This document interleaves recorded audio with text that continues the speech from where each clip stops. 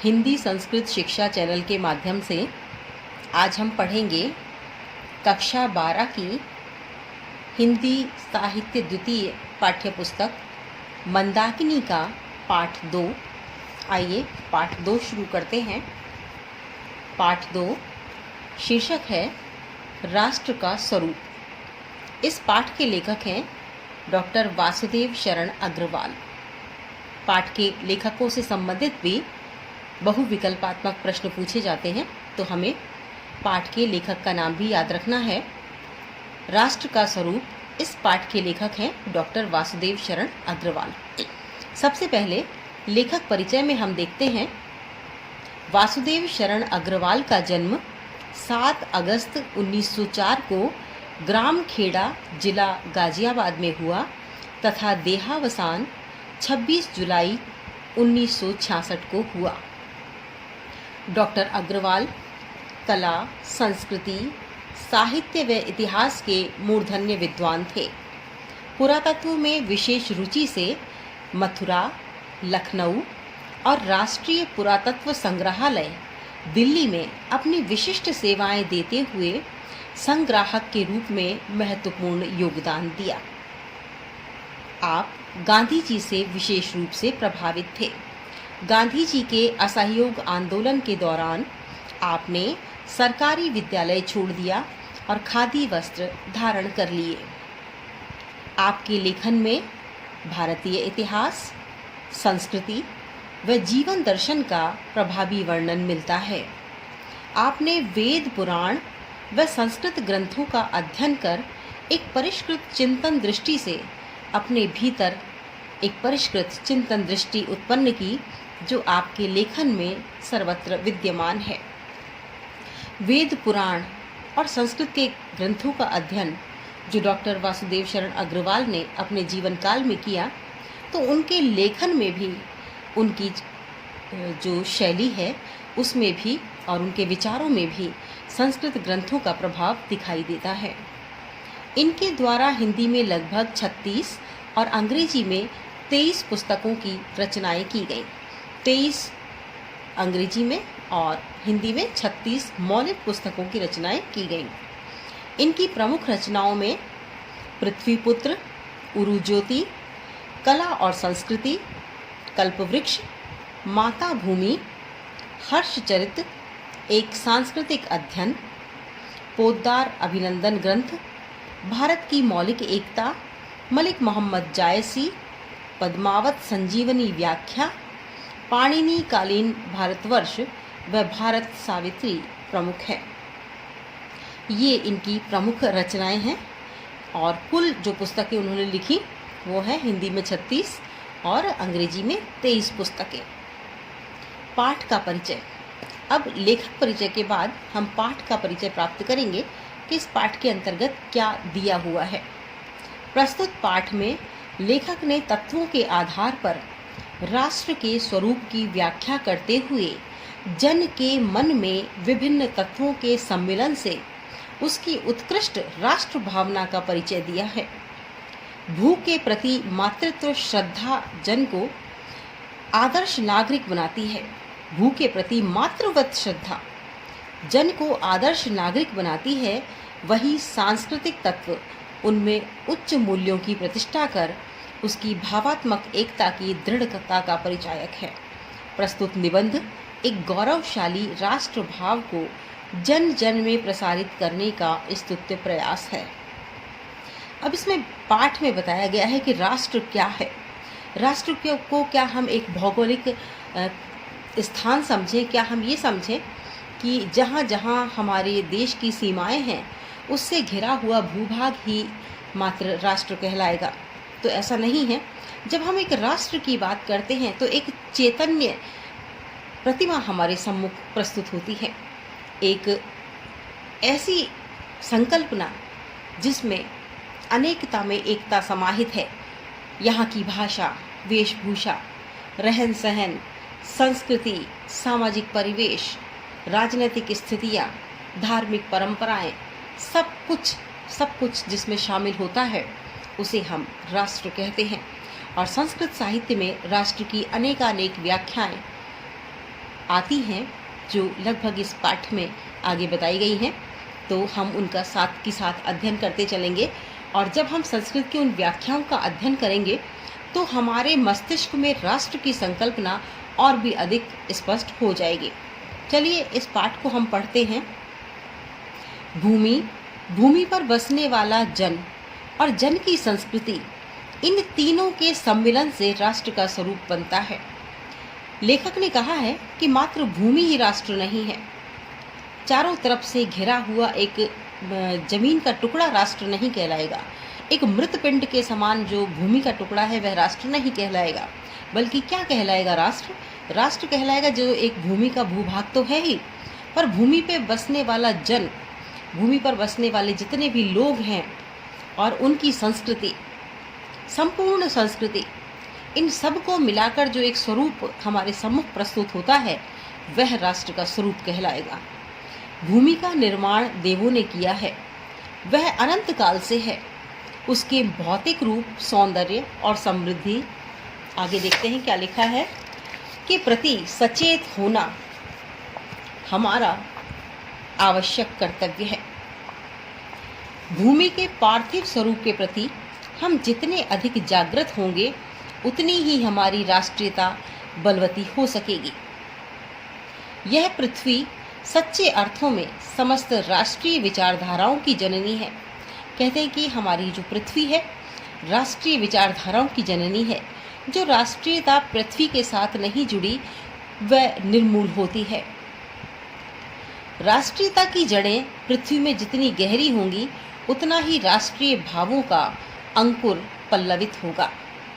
इसीलिए पृथ्वी के भौतिक स्वरूप की आद्योपांत जानकारी करना, उसकी सुंदरता, उपयोगिता और महिमा को पहचानना आवश्यक धर्म है। कहते हैं पृथ्वी पर जितनी भी समृद्धि है, जितनी भी प्रकार की संपदा है, उस सब के बारे में भी हमें जानना बहुत अधिक आवश्यकता है, बहुत अधिक आवश्यक है। तो कहते हैं कि आद्योपांत यानी प्रारंभ से लेकर अंत तक संपूर्ण जानकारी पृथ्वी की सुंदरता की, उसकी उपयोगिता की, उसकी महिमा की और हमारी इस पृथ्वी से जुड़ी हुई संस्कृति की संपूर्ण जानकारी हमारे लिए अत्यंत ही आवश्यक है। अब देखिए आगे क्या कहते हैं। इस कर्तव्य की पूर्ति सैकड़ों हजारों प्रकार से होनी चाहिए। पृथ्वी से जिस वस्तु का संबंध है, चाहे वह छोटी है चाहे बड़ी, उसके कुशल प्रश्न पूछने के लिए हमें कमर कसनी चाहिए। पृथ्वी का सांगोपांग अध्ययन जागरणशील राष्ट्र के लिए बहुत ही आनंदप्रद कर्तव्य माना जाता है। गांवों और नगरों में सैकड़ों केंद्रों से इस प्रकार के अध्ययन का सूत्रपात होना आवश्यक है। उदाहरण की अगर हम बात करें तो उदाहरण के लिए पृथ्वी की उपजाऊ शक्ति को बढ़ाने वाले मेघ जो प्रतिवर्ष समय पर आकर अपने अमृत जल से इसे सींचते हैं, हमारे अध्ययन की परिधि के अंतर्गत आनी चाहिए। उन मेघ जलों से परिवर्धित प्रत्येक तृण, लता और वनस्पति, तृण मानी घास से लेकर लता मानी बेलें और संपूर्ण वनस्पति का सूक्ष्म परिचय प्राप्त करना भी हमारा कर्तव्य है। इस प्रकार जब चारों ओर से हमारे ज्ञान के कपाट खुलेंगे तब सैकड़ों वर्षों से शून्य और अंधकार से भरे हुए जीवन के क्षेत्रों में नया उजाला दिखाई देगा। धरती माता की कोख में जो अमूल्य निधियां भरी पड़ी हैं, जिनके कारण वह वसुंधरा कहलाती है, उससे कौन परिचित न होना चाहेगा। लाखों करोड़ों वर्षों से अनेक प्रकार की धातुओं को पृथ्वी के गर्भ में पोषण मिला है। दिन रात बहने वाली नदियों ने पहाड़ों को पीस पीस कर अगणित प्रकार की मिट्टियों से पृथ्वी की देह को सजाया है। हमारे भावी अभ्युदय के लिए इन सब की जांच पड़ताल अत्यंत आवश्यक है। पृथ्वी की गोद में जन्म लेने वाले खड़ पहाड़ कुशल शिल्पियों ने संवारे जाने पर अत्यंत सौंदर्य का प्रतीक बन जाते हैं। यानी जब कुशल शिल्पी जो खड़दरे पहाड़ों को, पत्थरों को भी संवारते हैं तो उनका सौंदर्य निखर जाता है और वे किसी शिल्प में ढल जाते हैं, किसी मूर्ति में ढल जाते हैं। नाना भांति के अनगढ़ नग विंध्य की नदियों के प्रवाह में सूर्य की धूप से चिलकते रहते हैं। उन चीलवटों को जब चतुर कारीगर पहलदार कटाव पर लाते हैं, तब उनके प्रत्येक घाट से नई शोभा और सुंदरता फूट पड़ती है। वे अनमोल हो जाते हैं। देश के नर नारियों के रूपमंडन और सौंदर्य प्रसाधन में इन छोटे पत्थरों का भी सदा से कितना बड़ा भाग रहा है। अतएव हमें इनका ज्ञान होना भी आवश्यक है। नदियों में जो पत्थर निकलते हैं छोटे छोटे, सुंदरता लिए हुए, जो कि नदियों के प्रवाह से एक कटाव जो नदियों के प्रवाह का होता है, उससे वे सुंदरता में ढल जाते हैं। अनेक प्रकार के, अनेक रंगों के नानाविध पत्थर, वे भी हमारे सौंदर्य को बढ़ाने में काम आते हैं, तो हमें उनका भी ज्ञान होना चाहिए। पृथ्वी और आकाश के अंतराल में जो कुछ सामग्री भरी पड़ी है, पृथ्वी के चारों ओर फैले हुए गंभीर सागर में जो जलचर हैं, रत्नों की राशियां हैं, उन सब के प्रति चेतना और स्वागत के नए भाव राष्ट्र में फैलने चाहिए। कहते हैं कि पृथ्वी और आकाश के बीच में जो कुछ भी है, संपूर्ण चीज़ों की जानकारी हमें होनी चाहिए। और इसके अतिरिक्त सागर के अंदर जो जलचर हैं, जो रत्न राशियां हैं, जो रत्न हैं, मणिमाणिक्य हैं, उनका भी हमें ज्ञान होना चाहिए। उन सब के प्रति चेतना होनी चाहिए, जागरूकता हमारे अंदर होनी चाहिए और स्वागत के नए भाव राष्ट्र में फैलने चाहिए। राष्ट्र के नवयुवकों के हृदय में उन सब के प्रति जिज्ञासा की नई किरणें तब तक नहीं फूटती, तब तक हम सोए हुए के समान हैं। कहते हैं कि हम जागृत तब तक नहीं हैं जब तक कि इस राष्ट्र में मिलने वाली संपूर्ण भौतिक संपदा का हम ज्ञान न कर लें। विज्ञान और उद्यम दोनों को मिलाकर राष्ट्र के भौतिक स्वरूप का एक नया ठाठ खड़ा करना है। यह कार्य प्रसन्नता, उत्साह और अथक परिश्रम के द्वारा नित्य आगे बढ़ाना चाहिए। हमारा यह ध्येय हो कि राष्ट्र में जितने हाथ हैं, उनमें से कोई भी इस कार्य में भाग लिए बिना रीता न रहे, यानी कोई भी खाली न रहे। तभी मातृभूमि की पुष्कल समृद्धि और समग्र रूप मंडन प्राप्त किया जा सकता है। मातृभूमि पर निवास करने वाले मनुष्य राष्ट्र का दूसरा अंग है। जो इस धरती पर निवास करते हैं मनुष्य, उसे राष्ट्र का दूसरा अंग माना गया है। तो कहते हैं पृथ्वी हो और मनुष्य न हो तो राष्ट्र, ये 11 नंबर पेज पर हम पढ़ेंगे, पृथ्वी हो और मनुष्य न हो तो राष्ट्र की कल्पना असंभव है। पृथ्वी और जन दोनों के सम्मिलन से ही राष्ट्र का स्वरूप संपादित होता है। जन के कारण ही पृथ्वी मातृभूमि की संज्ञा प्राप्त करती है। पृथ्वी माता है और जन सच्चे अर्थों में पृथ्वी का पुत्र है। संस्कृत साहित्य में भी कहा गया है कि माता भूमि पुत्रो अहम पृथिव्या, भूमि मेरी माता है, मैं उसका पुत्र हूँ।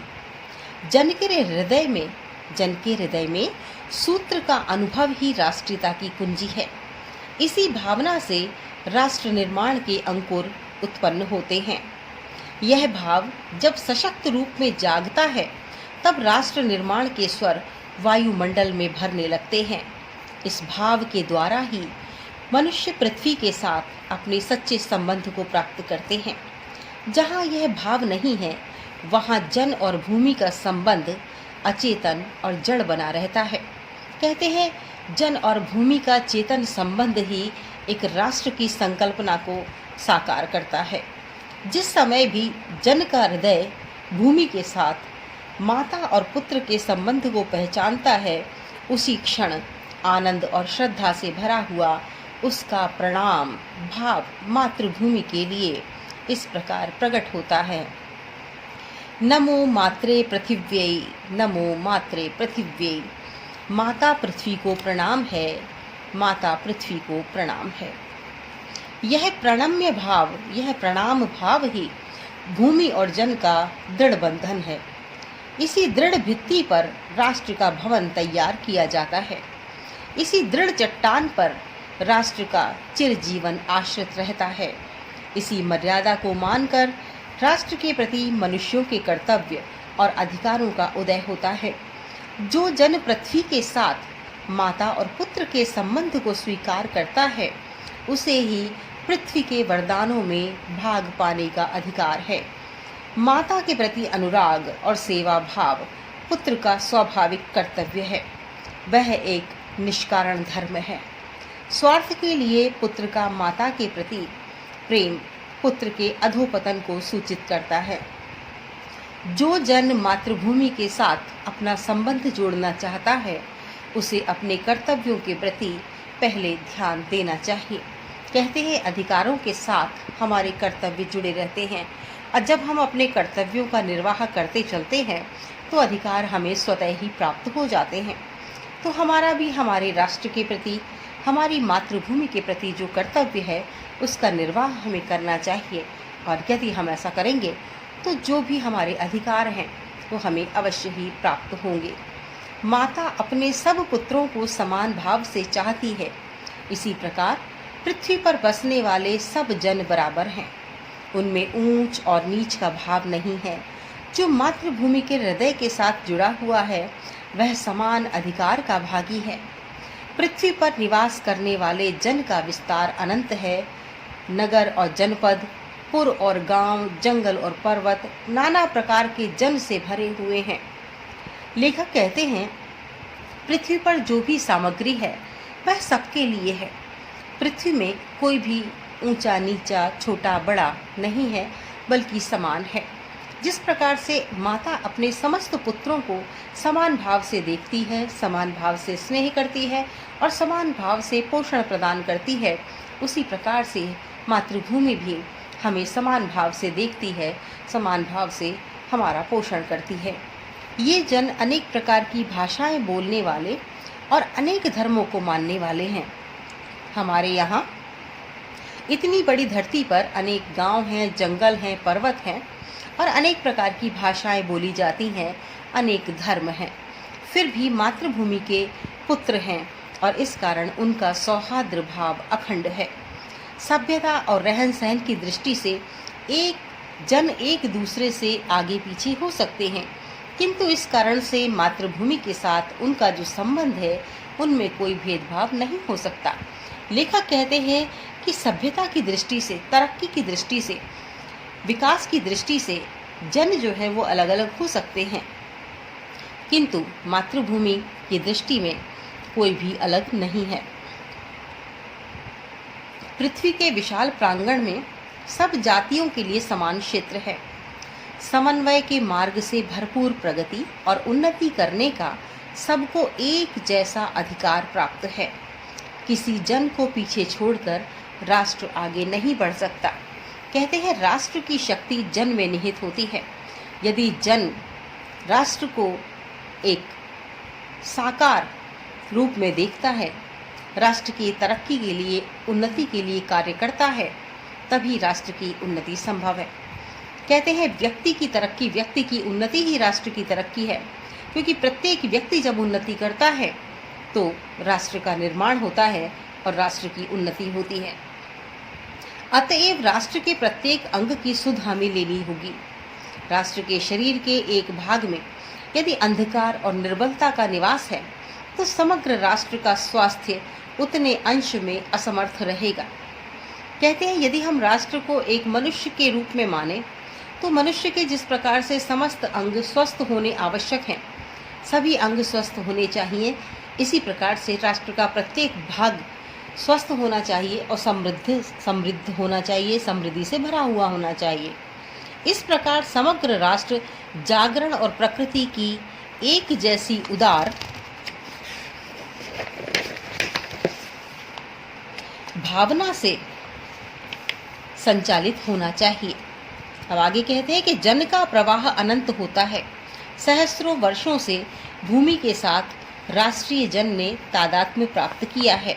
जब तक सूर्य की रश्मियां नित्य प्रातःकाल भुवन को अमृत से भर देती हैं, तब तक राष्ट्रीय जन का जीवन भी अमर है। इतिहास के अनेक उतार चढ़ाव पार करने के बाद भी राष्ट्र निवासी जन नई उठती लहरों से आगे बढ़ने के लिए आज भी अजर अमर है। जन का सतत वाही जीवन नदी के प्रवाह की तरह है, जिसमें कर्म और श्रम के द्वारा उत्थान के अनेक घाटों का निर्माण करना होता है। कहते हैं कि जन जो है वो सतत नदी के प्रवाह जैसा है। जिस प्रकार नदी के प्रवाह में नया जल आता रहता है और पुराना जल आगे निकल जाता है, उसी प्रकार से जन का प्रवाह भी सतत बना रहता है इस संसार में। और जिस प्रकार से नदी के घाटों का हम निर्माण करते हैं, उसी प्रकार से हमें भी जन की विकास के लिए निर्माण करना चाहिए। अब आती है संस्कृति की बात। राष्ट्र का तीसरा अंग जन की संस्कृति है। मनुष्यों ने युग युगों में जिस सभ्यता का निर्माण किया है, वही उसके जीवन का श्वास प्रश्वास है। बिना संस्कृति के जन की कल्पना कबंध मात्र है। संस्कृति ही जन का मस्तिष्क है। संस्कृति के विकास और अभ्युदय के द्वारा ही राष्ट्र की वृद्धि संभव है। राष्ट्र के समग्र रूप में भूमि और जन के साथ साथ जन की संस्कृति का महत्वपूर्ण स्थान है। हमारे राष्ट्र में जहाँ लोग हैं, जहाँ धरती है, वहाँ उनसे जुड़े हुए अनेक रीति रिवाज हैं, अनेक हमारे संस्कार हैं, तो उसी को हम संस्कृति कहते हैं। उसी के समग्र रूप को संस्कृति कहा जाता है। तो संस्कृति हमारे राष्ट्र का तीसरा अंग है। यदि भूमि और जन अपनी संस्कृति से विरहित कर दिए जाएं, तो राष्ट्र लोप समझना चाहिए। यदि भूमि अपने संस्कृति से अलग कर दी जाए, तो फिर राष्ट्र समाप्त हो जाएगा। जीवन के विटप का पुष्प संस्कृति है। जीवन रूपी वृक्ष का फूल जो है वो संस्कृति है। संस्कृति के सौंदर्य और सौरभ से ही राष्ट्रीय जन के जीवन का सौंदर्य और यश अंतर्निहित है। संस्कृति के सौंदर्य, संस्कृति की सुंदरता और उसकी महक से राष्ट्रीय जन के जीवन का सौंदर्य और यश, उसकी प्रसिद्धि उसी में अंतर्निहित है, यानी उसी के अंदर छुपी हुई है। ज्ञान और कर्म दोनों के पारस्परिक प्रकाश की संज्ञा संस्कृति है। ज्ञान और कर्म दोनों ही संस्कृति को बनाते हैं। भूमि पर बसने वाले जन ने ज्ञान के क्षेत्र में जो सोचा है और कर्म के क्षेत्र में जो रचा है, इन दोनों के रूप में हमें राष्ट्रीय संस्कृति के दर्शन मिलते हैं। जीवन के विकास की युक्ति ही संस्कृति के रूप में प्रकट होती है कि जीवन का हमें किस प्रकार से विकास करना चाहिए, किस प्रकार रहन सहन होना चाहिए, किस प्रकार का एक श्रेष्ठ जीवन हमारा होना चाहिए। अगर हम ये सोचते हैं, तभी हम उसे संस्कृति के रूप में ढालते हैं।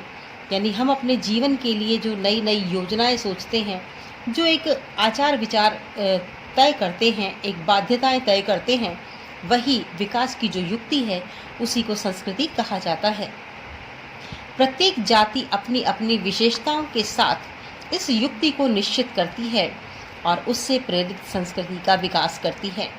इस दृष्टि से प्रत्येक जन की अपनी अपनी भावना के अनुसार पृथक पृथक संस्कृतियाँ राष्ट्र में विकसित होती हैं, परंतु उन सब का मूल आधार पारस्परिक सहिष्णुता और समन्वय पर निर्भर है। जंगल में जिस प्रकार अनेक लता, वृक्ष, वनस्पति अपने अदम्य भाव से उठते हुए पारस्परिक सम्मिलन से अविरोधी स्थिति प्राप्त करते हैं, उसी प्रकार राष्ट्रीय जन अपनी संस्कृतियों के द्वारा एक दूसरे के साथ मिलकर राष्ट्र में रहते हैं। जिस प्रकार जल के अनेक प्रवाह नदियों के रूप में मिलकर समुद्र में एक रूपता पाते हैं, उसी प्रकार राष्ट्रीय जीवन की अनेक विधियां राष्ट्रीय संस्कृति में समन्वय प्राप्त करती हैं। समन्वय युक्त जीवन ही राष्ट्र का सुखदायी रूप है। कहते हैं कि समन्वय रूप कैसा होगा? जिस प्रकार से अनेक नदियां होती हैं, किंतु सभी नदियां अपने प्रवाह क्षेत्र में बहती हैं और बहकर जब वो अंत में जाती हैं तो सागर में मिल जाती हैं और समुद्र में एकाकार हो जाती हैं। तो उसी प्रकार से अनेक प्रकार की विचारधाराएं हैं, अनेक प्रकार की परंपराएं हैं, अनेक प्रकार के रीति रिवाज हैं, अनेक प्रकार की भाषाएं हैं, किंतु ये सब जब हम एक राष्ट्र की बात करते हैं, तो ये संपूर्ण संस्कृतियां एकीकृत भाव में एक राष्ट्र का अंग कहलाती हैं। साहित्य, कला, नृत्य, गीत, आमोद प्रमोद अनेक रूपों में राष्ट्रीय जन अपने अपने मानसिक भावों को प्रकट करते हैं। साहित्य यानी कविताएं, कहानियाँ, पुस्तकों के माध्यम से, कला, मूर्तिकला, चित्रकला आदि, नृत्य, गीत, गाने और जिस प्रकार से हम कहते हैं लोक संगीत आदि, आमोद प्रमोद, मनोरंजन के लिए जो हम अनेक प्रकार की कलाओं को देखते हैं और आनंद लेते हैं, अनेक प्रकार के आमोद प्रमोद के साधनों का, तो अनेक रूपों में राष्ट्रीय जन, हमारे राष्ट्र के लोग अपने अपने मानसिक भावों को प्रकट करते हैं। उनके मस्तिष्क में क्या भाव, क्या विचार आ रहे हैं, वो उसे उनके माध्यम से प्रकट करते हैं। आत्मा का जो विश्वव्यापी आनंद भाव है वह इन विविध रूपों में साकार होता है। यद्यपि बाह्य रूप की दृष्टि से संस्कृति के ये बाहरी लक्षण अनेक दिखाई पड़ते हैं, किंतु आंतरिक आनंद की दृष्टि से इनमें एक सूत्रता है। कहते हैं कि अनेक प्रकार की संस्कृति दिखाई देती है। कोई किसी प्रकार से आनंद की अनुभूति करता है, कोई किसी प्रकार से अपना मनोरंजन करता है, किंतु जो मूल भाव मनुष्य के अंदर है वो है आनंद का भाव, वह है आमोद प्रमोद का भाव, वह है मनोरंजन का भाव। तो यह भाव जो है वो सभी में समान है। जो व्यक्ति सहृदय है वह प्रत्येक संस्कृति के आनंद पक्ष को स्वीकार करता है और उससे आनंदित होता है। हम अनेक संस्कृतियों के रीति रिवाज, नृत्य, गीत आदि सुनते हैं और हमें अच्छे लगते हैं। इस प्रकार की उदार भावना ही विविध जनों से बने हुए राष्ट्र के लिए स्वास्थ्यकर है। अब कहते हैं कि गांवों और जंगलों में स्वच्छंद जन्म लेने वाले लोकगीतों, तारों के नीचे विकसित लोक कथाओं में संस्कृति का अमित भंडार भरा हुआ है। गांवों में, जंगलों में, यानी गांवों में, जंगलों में घूमते हुए, विचरण करते हुए ग्रामीण क्षेत्र के लोग गीत गाते हैं। कोई भी कार्य करते हुए भी वे गीत गाते हैं और उसमें अपना श्रम भूल जाते हैं। तो वे जब गीत गाते हैं तो उसमें उनके जितने भी क्रियाकलाप होते हैं वो गीत के माध्यम से अभिव्यक्त होते हैं। उनकी जो विचारधाराएं हैं, उनके जो रीति रिवाज हैं, उनके जो उनका जो पहनावा है और अनेक प्रकार से उनकी जो खास विशेषता है, भोजन इत्यादि की, वो सारी विशेषताएं लोकगीतों के माध्यम से प्रकट होती हैं। तारों के नीचे विकसित, यानी रात्रि को सोते हुए या जब शाम का समय हो जाता है, जब सूर्यास्त हो जाता है और तारे आसमान में दिखाई देने लगते हैं, तो कई लोग अलाव जलाकर या फिर पेड़ के चारों ओर बैठकर बहुत सारे लोग एकत्रित हो जाते हैं और अनेक प्रकार से आमोद प्रमोद में लीन होते हैं या अपना मनोरंजन करते हैं। वहाँ आपस में वो कथाएं भी सुनाते हैं। तो वही लोक कथाएं हैं जो संस्कृति का अमित भंडार हैं, क्योंकि वहाँ की संस्कृति की झलक उन कथाओं में होती है। यहाँ जहाँ से आनंद की भरपूर मात्रा प्राप्त हो सकती है।